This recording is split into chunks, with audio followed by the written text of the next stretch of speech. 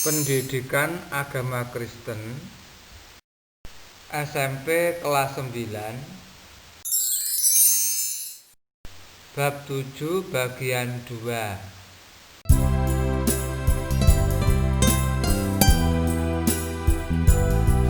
Bab 7 Gereja yang memperbarui diri.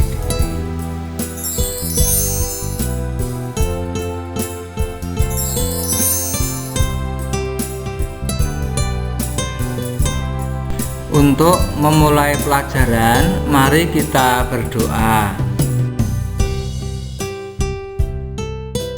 Tuhan yang Maha Kasih, kami bersyukur kepadamu karena Engkau telah memberikan kami berbagai anugerah dan pemeliharaan.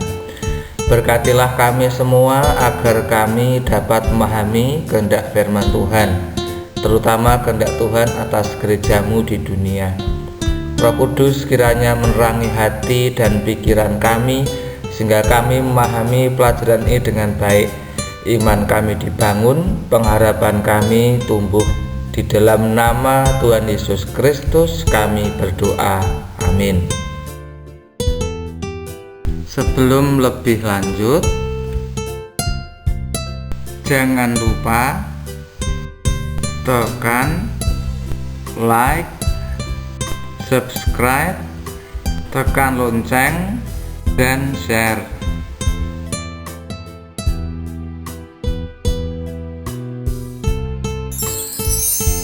Bahan Alkitab Mazmur 104 ayat 30, Yesaya 43 ayat 19-20, Yosua 24, dan 2 Korintus 5 ayat 17.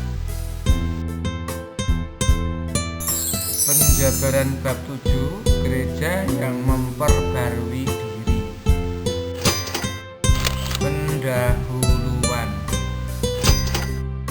Gereja dan tradisi. Perubahan sebagai hukum kehidupan. Umat Allah yang berubah.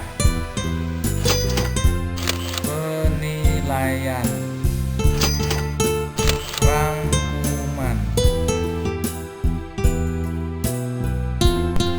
Umat Allah yang berubah. Umat Allah juga selalu berubah.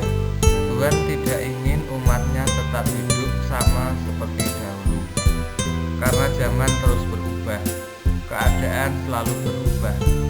Maka gereja dan umat Allah pun harus ikut berubah pula, agar mampu menghadapi dan bertahan dalam perubahan tersebut. Perubahan ini juga dikerjakan oleh Allah sendiri. Dalam kitab Yesaya, Tuhan Allah berkata demikian, "Lihat, aku hendak membuat sesuatu yang baru, yang sekarang sudah tumbuh. Belumkah kamu mengetahuinya? Ya, aku hendak membuat jalan di padang gurun dan sungai-sungai di padang belantara. Binatang hutan akan memuliakan aku, serigala dan burung unta, sebab aku telah membuat air memancar di padang gurun dan sungai-sungai di padang belantara untuk memberi minum umat pilihanku."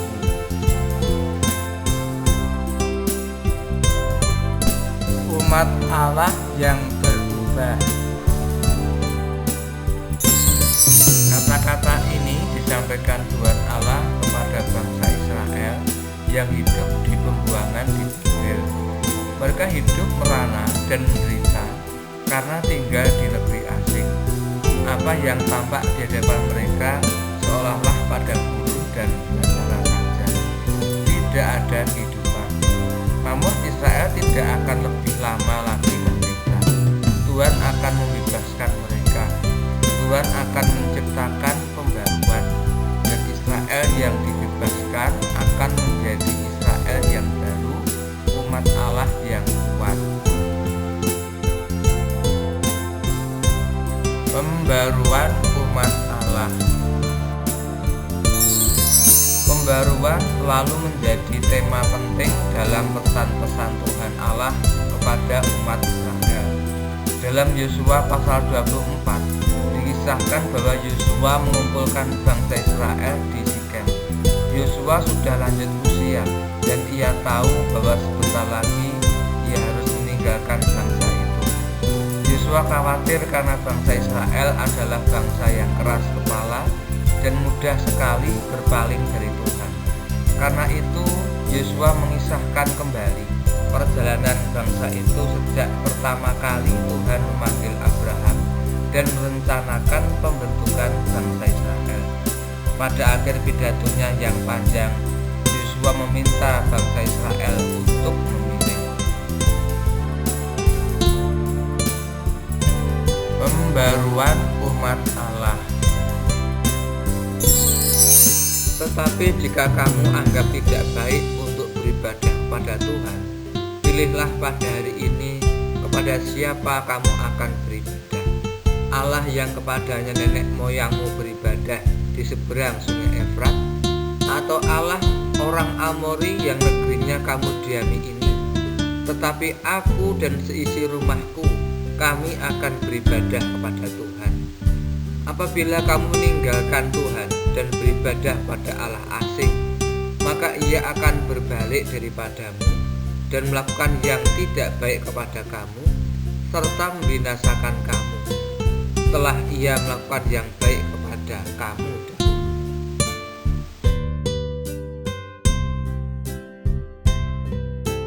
Pembaruan umat Allah.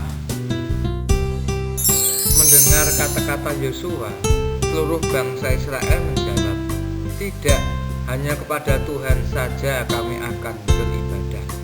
Apa yang dilakukan oleh Yosua di sini adalah mengajak Israel untuk melakukan pembaruan perjanjian mereka bersama Tuhan. Pembaruan perjanjian dan ikatan dengan Allah juga kita lakukan di dalam kehidupan kita sebagai umat Kristen. Dalam kebaktian minggu di banyak gereja, jemaat diajak untuk mengikrarkan pengakuan imannya, entah dengan mengucapkan pengakuan iman rasuli atau pengakuan iman Nisea. Ini adalah suatu bentuk pembaruan perjanjian kita dengan Tuhan.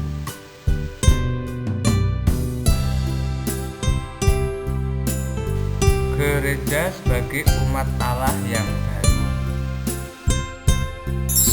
Pada hari Pentakosta di Yerusalem, para murid mendapatkan pencurahan Roh Kudus. Dengan pencurahan ini, mereka menjadi umat Allah yang baru. Inilah gereja yang terbentuk sebagai penggenapan nubuat Allah dalam kitab Yoel. Akan terjadi pada hari-hari terakhir, demikianlah firman Allah, bahwa aku akan mencurahkan rohku ke atas semua manusia. Maka anak-anakmu laki-laki dan perempuan akan bernubuat, dan teruna-terunamu akan mendapatkan penglihatan-penglihatan, dan orang-orangmu yang tua akan mendapat mimpi. Juga ke atas hamba-hambaku laki-laki dan perempuan akan kucurahkan rohku pada hari-hari itu, dan mereka akan bernubuat. Dan aku akan mengadakan mujizat-mujizat di atas, di langit, dan tanda-tanda di bawah, di bumi, darah dan api dan gumpalan-gumpalan asap.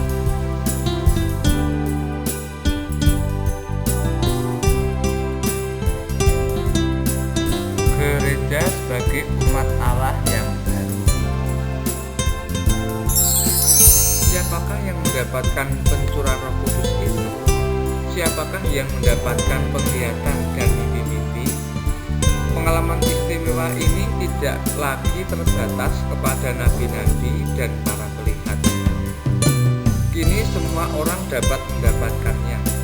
Roh Allah dicurahkan kepada anak-anak, laki-laki maupun perempuan, teruna-teruna, orang-orang tua, bahkan juga para hamba laki-laki dan perempuan. Sungguh suatu peristiwa yang luar biasa ketika Roh Allah turun dan tinggal di dalam hati setiap orang, tanpa memandang kelas dan batas usia, tanpa membedakan laki-laki dan perempuan.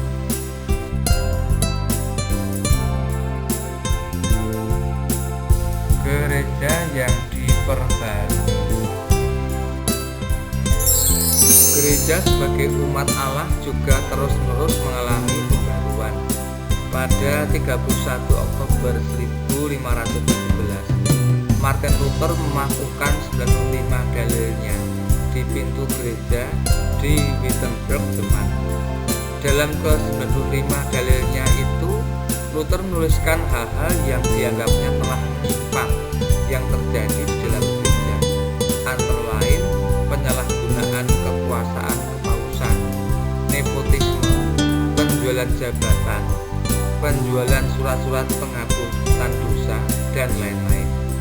Luther menentang kata-kata Johann Tetzel, seorang imam Dominikan, yang mengatakan bahwa begitu uang jatuh berdenting di kotak persembahan, pada saat yang sama pula jiwa di api penyucian terbang ke surga. Gereja yang diperbarui. Kritik Luther mendapatkan sambutan luas di Eropa. Namun gereja Katolik Roma tidak diam saja menghadapi kritik-kritik Luther tersebut. Walaupun di satu pihak gereja berusaha menekan Luther, di pihak lain gereja Katolik Roma pun melakukan kritik diri dan melakukan apa yang disebut sebagai reformasi Katolik. Dalam reformasi Katolik ini terjadi beberapa pembaruan yang menolong gereja Katolik berubah dan memperbaiki diri. Dalam reformasi Katolik ini yang dilakukan antara lain adalah pembentukan ordo-ordo baru seperti Kapusin, Ursulin, dan Yesuit. Kelompok Yesuit ini menjadi salah satu yang paling aktif dan efektif. Mereka bekerja keras dalam dunia pendidikan, membantu dalam pemberitaan, dan menjadi penasihat bagi raja-raja dan para pangeran.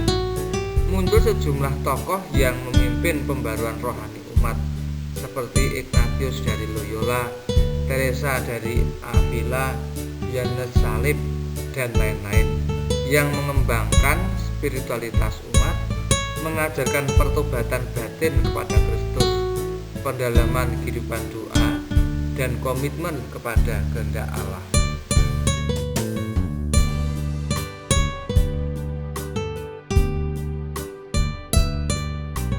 Pembaruan melalui gerakan Pentakosta.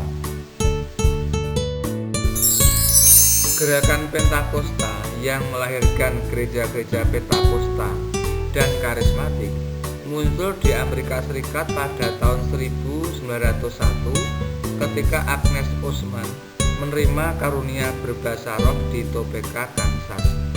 Gerakan ini muncul dari kelompok Metodis ketika sejumlah orang merindukan kegairahan dan kesederhanaan dalam beribadah, karena ibadah gereja pada waktu itu menjadi sangat formal dan kaku. Sama seperti apa yang terjadi pada hari Pentakosta ketika gereja perdana terbentuk. Gereja ini juga menekankan karunia-karunia roh yang dapat dimiliki oleh siapa saja.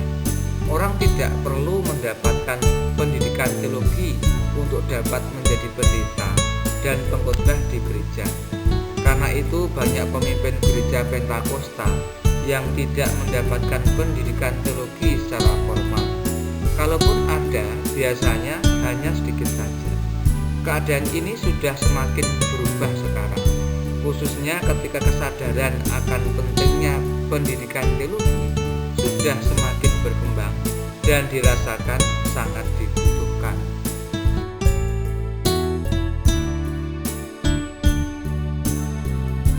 Pembaruan melalui gerakan Pentakosta. Gerakan Pentakosta ini menjadi sebuah kekuatan pembaruan yang luar biasa di dunia. Jumlah anggota mereka sangat banyak. Sebagian dari gereja-gereja Pentakosta ini bergabung ke dalam Dewan Gereja-gereja Sedunia (DGD), mengakui gerakan Pentakosta sebagai gerakan gereja yang keempat setelah Gereja Ortodoks Timur, Gereja Katolik Roma, dan gereja-gereja Protestan.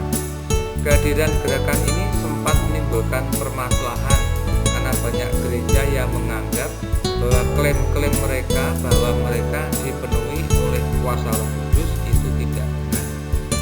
Pada Juli 2014, Paus Fransiskus berkunjung ke sebuah gereja Pentakosta di Italia, dan di sana beliau minta maaf atas diskriminasi yang pernah dilakukan oleh gereja Katolik Roma terhadap orang-orang Pentakosta.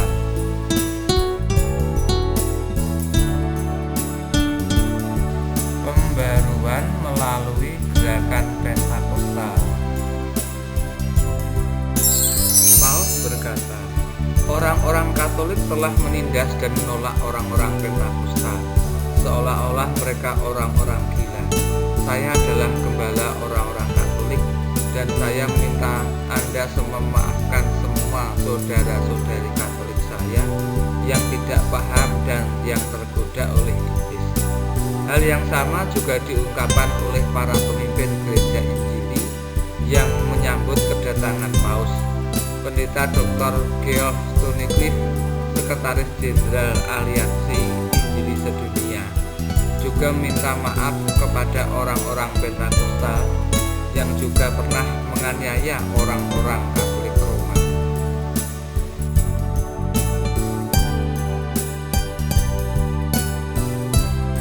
Pembaruan melalui gerakan Pentakosta.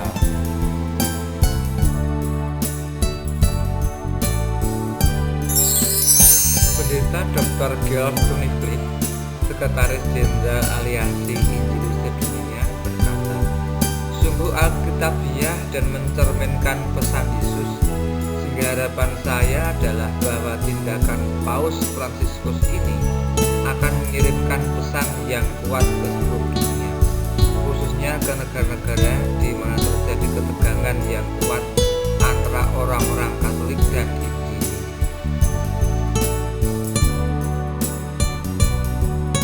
Gereja yang terus memperbarui diri. Ada sebuah semboyan yang terkenal di kalangan gereja-gereja reformasi yang Ecclesia Reformata, Ecclesia Semper Reformanda, atau yang biasa disingkat menjadi Semper Reformanda saja. Artinya, gereja yang diperbarui adalah gereja yang terus-menerus memperbarui dirinya. Kita sudah melihat bagaimana pembaruan terus-menerus terjadi di dalam gereja, karena gereja terus-menerus menghadapi tantangan-tantangan yang baru. Berubah adalah hukum alam. Bila gereja tidak berubah, maka gereja itu akan mati di kilat zaman, seperti halnya dinosaurus yang tidak dapat mengubah dirinya menjadi lebih kecil ketika bumi sudah menjadi semakin penuh oleh berbagai makhluk hidup dan sumber makanannya pun semakin habis.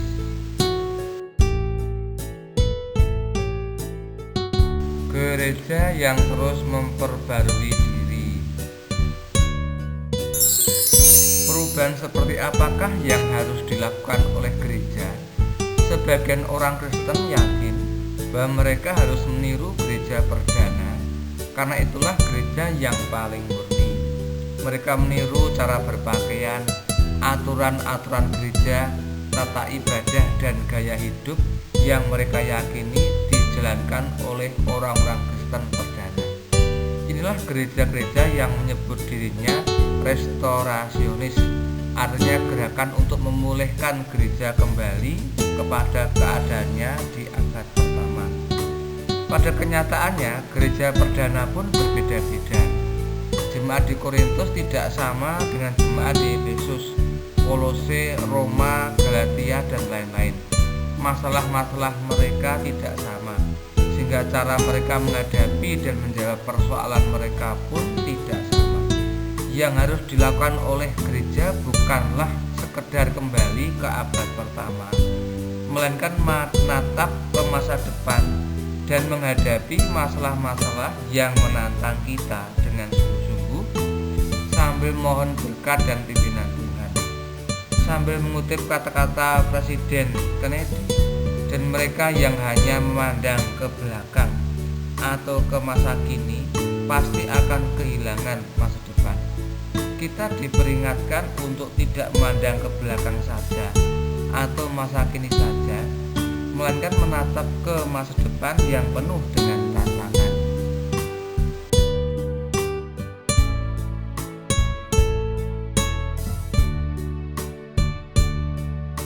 Penilaian. 1. Pada bagian ini kita membahas tentang masalah pembaruan gereja.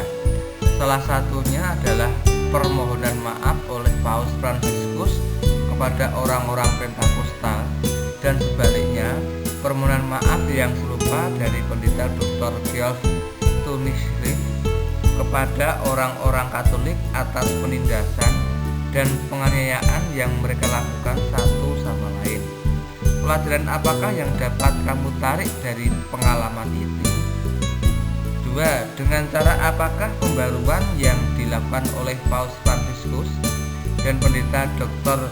Geoff Tunnicliffe ini menolong gereja untuk bertahan dalam menghadapi perubahan dunia?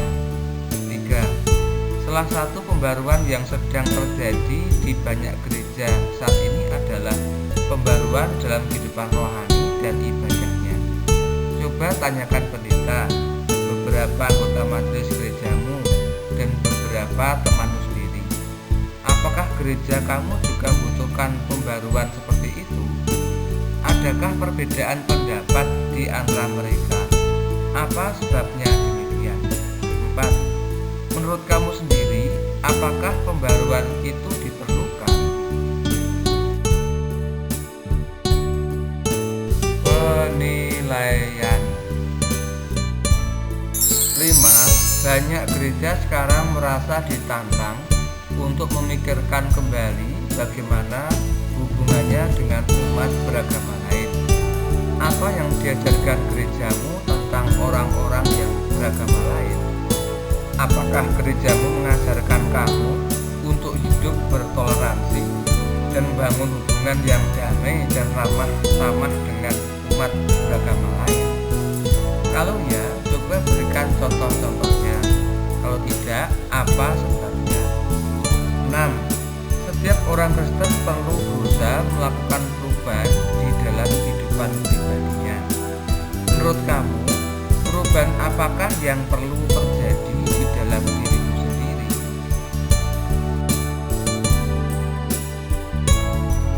Rangkuman. Pembaruan adalah kemampuan yang dibutuhkan oleh setiap makhluk hidup, termasuk gereja. Tanpa pembaruan pasti akan terjadi kemusnahan, seperti yang dialami oleh dinosaurus yang gagal menyesuaikan diri dengan perubahan-perubahan alam di sekitarnya. Dalam sejarahnya, gereja telah berulang kali diperhadapkan dengan tantangan-tantangan yang berat.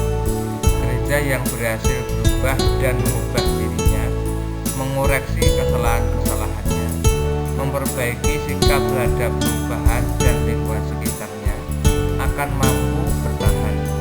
Namun perubahan harus dilakukan dengan hati-hati dan dengan prinsip yang jelas, supaya perubahan itu tidak terjadi hanya sekedar keikut-ikutan saja. Perubahan yang sama juga perlu terjadi di dalam kehidupan kita semua sebagai pribadi-pribadi Kristen, agar kita dapat ikut berjuang melestarikan kehidupan kita bersama di muka bumi ini.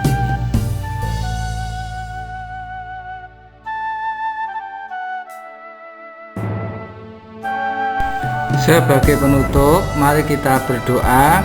Kita ucapkan bersama-sama doa Bapa kami. Bapa kami yang di surga, dikuduskanlah namamu, datanglah kerajaanmu, jadilah kehendak-Mu di bumi seperti di surga. Berikanlah kami pada hari ini makanan kami yang secukupnya, dan ampunilah kami akan kesalahan kami, seperti kami juga mengampuni orang yang bersalah kepada kami. Dan janganlah membawa kami ke dalam pencobaan, tetapi lepaskanlah kami daripada yang jahat. Karena Engkau-lah yang empunya kerajaan dan kuasa dan kemuliaan sampai selama-lamanya. Amin.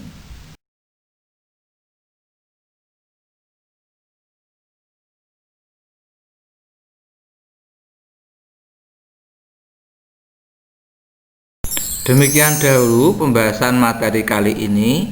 Kita akan lanjutkan materi pada video berikutnya. Sekali lagi, jangan lupa tekan like, subscribe, tekan lonceng, dan share.